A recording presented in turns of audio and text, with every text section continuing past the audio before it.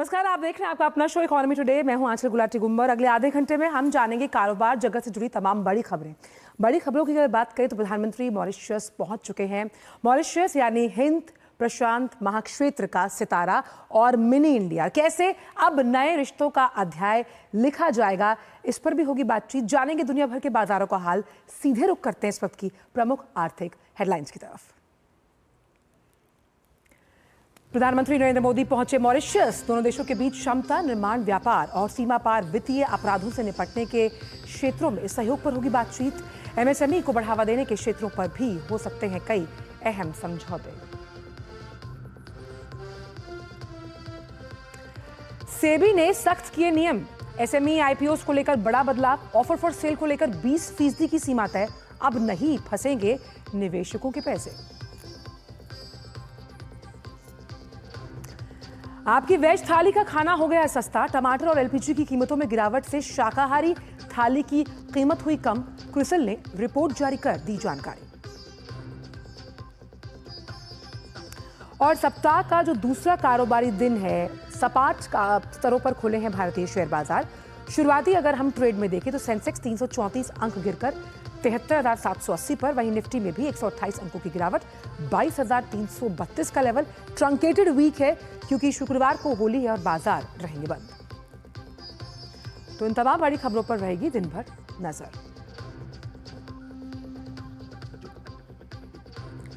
चलिए तो शुरुआत करते हैं दुनिया भर के बाजारों के साथ और देखते हैं कि गिफ्ट निफ्टी के जो शुरुआती क्यूज थे, क्या उसी पर खुले हैं भारतीय शेयर बाजार।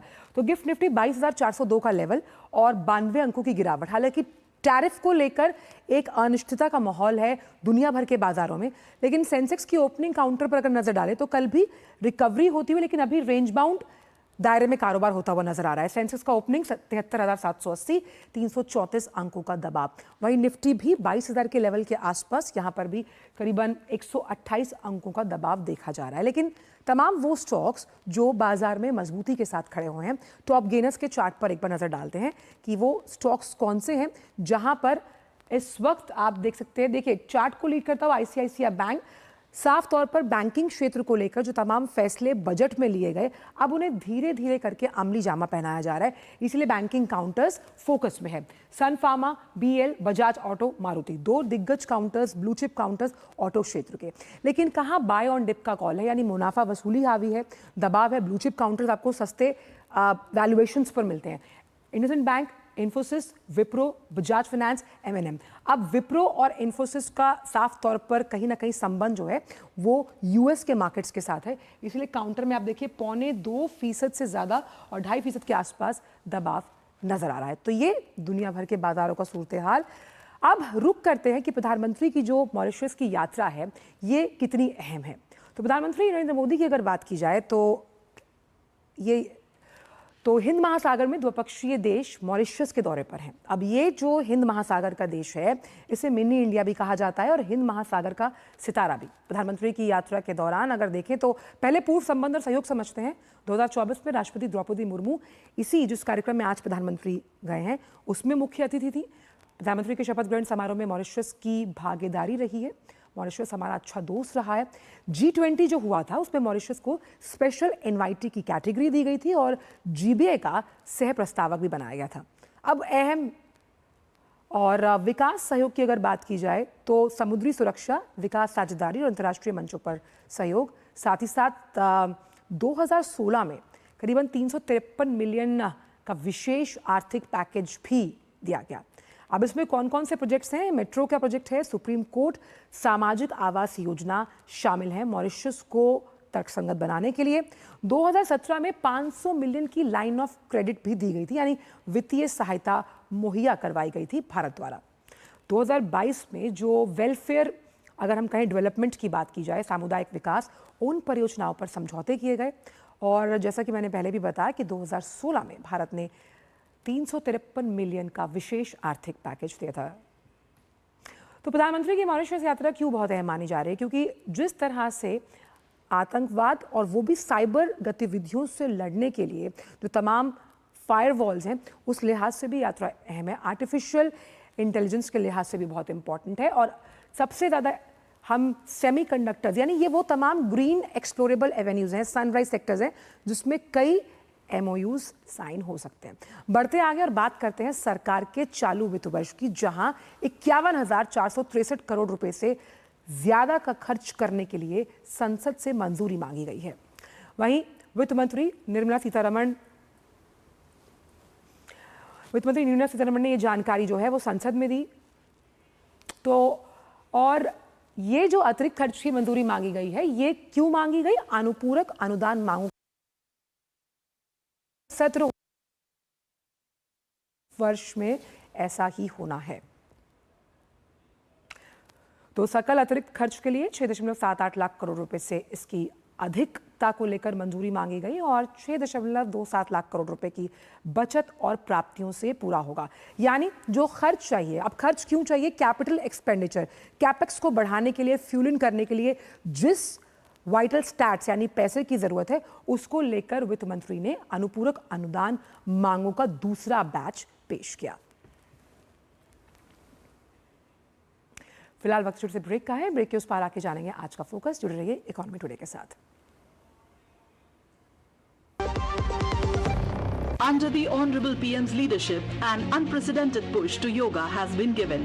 Today, yoga is playing a significant role in enhancing health and wellness across the world. PM Yoga Awards are given in recognition to outstanding contributions by individuals and organizations to the field of yoga. These awards carry a trophy, certificate and a prize of 25 lakh rupees. Hurry! Send your entries through MyGov platform before 31st March. Visit Ministry of Ayush website or MyGov platform for more details. जब धरती चीर कर निकलता है लोहे का पत्थर और मिलता है मोंगिया के जोश से, फिर तपता है, पिघलता है और बनता है फौलाद। अब होता है सरिया सारी खूबियों के साथ। मोंगिया स्टील, मजबूत देश का मजबूत सरिया। हमारा डेजर्ट आ गया पर हमारी चैंपियन नहीं आई अब तक। बिल भरने के पहले तो आएगी ना। So girls, क्या हो रहा है? बिल हो रहा है। चल अपना कार्ड दे। पिन दे। RBI कहता है अपना पिन, OTP, CVV या इंटरनेट बैंकिंग पासवर्ड किसी को ना दे। ऑनलाइन बैंकिंग सिर्फ अपने ही कंप्यूटर, मोबाइल और सिक्योर नेटवर्क से करें। हाँ, ये खाने की चैंपियनशिप थी क्या? RBI कहता है जानकार बनिए, सतर्क रहिए।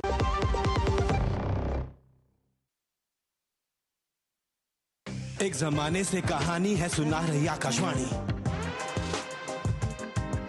फिर आया एंटरटेनमेंट का रेवोल्यूशन, जब कोने कोने पहुंचा दूरदर्शन। कहानी नहीं बदली, स्टाइल गया है बदल। जो कहानियां हम सुनते आए, देखते आए, अब वही वैसी ही कहानी सुनाएगा digital. Download Waves OTT app now and watch for free.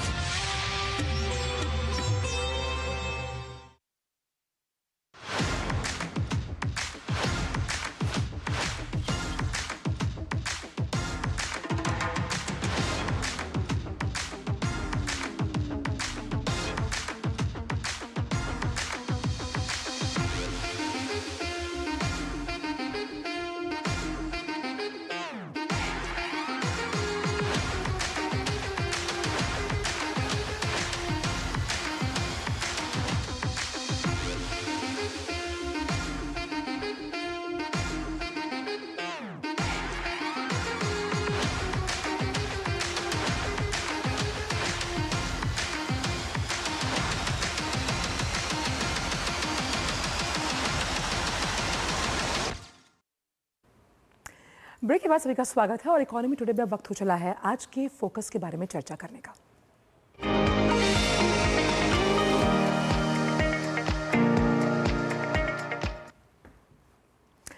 तो आज के फोकस में आज हम बात करने वाले हैं कि कैसे आप लखपति बन सकते हैं।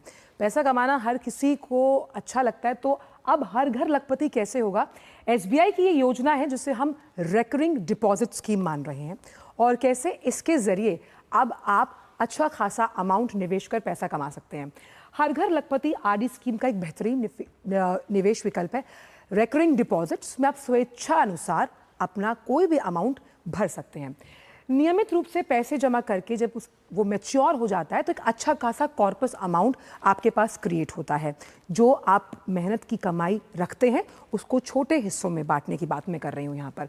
तो नियमित रूप से जब आप पैसा जमा करते हैं वो मैच्योर होता है, मैच्योरिटी के बाद आपको एक बड़ा अमाउंट मिलता है। अब हर घर लखपति योजना के लिए जो ब्याज दरें हैं वो क्या हैं? सामान्य नागरिक यानी मैं, आप, उनके लिए 6.75 यानी सालाना आधार पर 6.75 का आपको ब्याज दर मिलेगा और ये सेविंग अकाउंट से ज़्यादा है।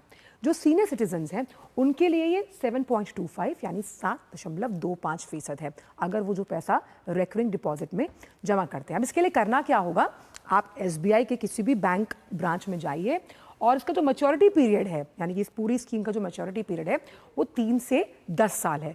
ये तो हमेशा से हम कहते हैं कि अगर आप कुछ भी कॉर्पस जमा करना चाहते हैं बड़ा और छोटे अमाउंट्स में निवेश कर रहे हैं तो उसका जो लॉकिंग पीरियड है उसको लंबा रखिए। हर भारतीय नागरिक इसका लाभ उठा सकता है जो भी इंडियन सिटीजन है, यानी कुछ प्री रेक्विजिट्स हैं इस योजना के तो वो इसका लाभ उठा सकता है। अब योजना के तहत आपकी मर्जी है, आप सिंगल ओनरशिप के साथ खाता खोलें या फिर जॉइंट अकाउंट भी आप ओपन कर सकते हैं रिकरिंग डिपॉजिट में, यानी कि अगर आप सिंगल हैं तब भी और जॉइंटली भी खोलना चाहें। अब माता पिता क्या कर सकते हैं भाई, अगर उनके अपने बच्चों का फ्यूचर सेव करना चाहते हैं तो 10 साल से या उससे ज़्यादा की उम्र के बच्चों के लिए भी वो अपने बिहाफ पर ये RD अकाउंट खोल सकते हैं। और इस RD अकाउंट को खोलने के लिए ज़रूरी दस्तावेज तो जनरली हम कोई भी अकाउंट खोलने के लिए यूज़ करते हैं जिसमें पहचान पत्र, आपका एड्रेस प्रूफ और पासपोर्ट साइज फोटोग्राफ। अब ये सबसे इंपॉर्टेंट है, अगर आप 3 साल में 1 लाख रुपया जुटाना चाहते हैं तो आपको 2500 रुपये जमा करने होंगे जिसमें 6.75 का ब्याज दर मिलेगा और आपका कॉर्पस इकट्ठा होगा। 4 साल में 1 लाख रुपया अगर आप जमा करना चाहते हैं यानी आप लंबी अवधि लेकिन पैसा कम करना चाहते हैं तो आपको 1800 रुपये देने होंगे। 1800 रुपये निकालना एक आम सैलरीड व्यक्ति के लिए थोड़ा इजी अमाउंट होता है। 5 सालों में अगर आप 1 लाख रुपये जमा करना चाहते हैं और ब्याज दर वही रहेगी तो आपको थोड़ा सा घट के 1400।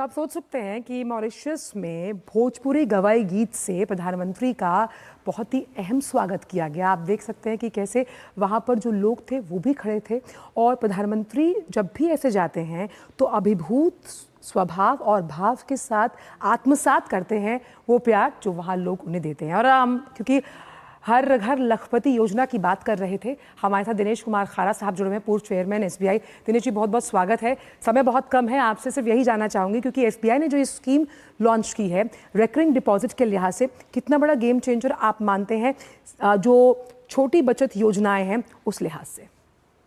मेरा ये मानना है कि चूँकि हम, जैसा आपने ठीक कहा कि ये एक ऐसी योजना है जिसके माध्यम से एक कॉमन सेवर जो है उसको एक अपॉर्चुनिटी मिली है कि वो अपने एम्बिशंस को अचीव कर सके।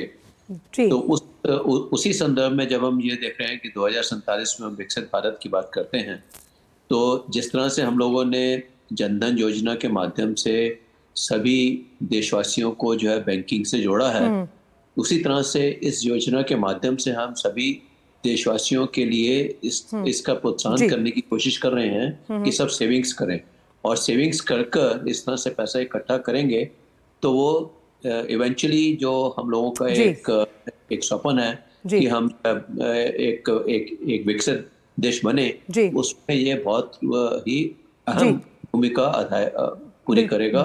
और साथ ही साथ सब लोगों को सेविंग्स करने की आदत जो है उसमें बहुत बढ़ोतरी मिलेगी, ये मेरा मानना है। और उससे आपका परचेजिंग पावर बढ़ेगा क्योंकि वित्तीय समावेशन को जब आप आगे लेकर जाते हैं तो देश के साथ साथ आपका भी सर्वांगीण विकास होता है। बहुत बहुत शुक्रिया दिनेश जी, समय कम था, प्रधानमंत्री का कार्यक्रम है मुख्तलिफ, इस वजह से आगे भी आपसे कभी इस पूरे मुद्दे पर चर्चा रहेगी जारी। फिलहाल इकोनॉमी टुडे में इतना ही। आगे आप देख सकते हैं न्यूज़ 18 में से भी संध्या के साथ। दीजिए इजाजत, नमस्कार।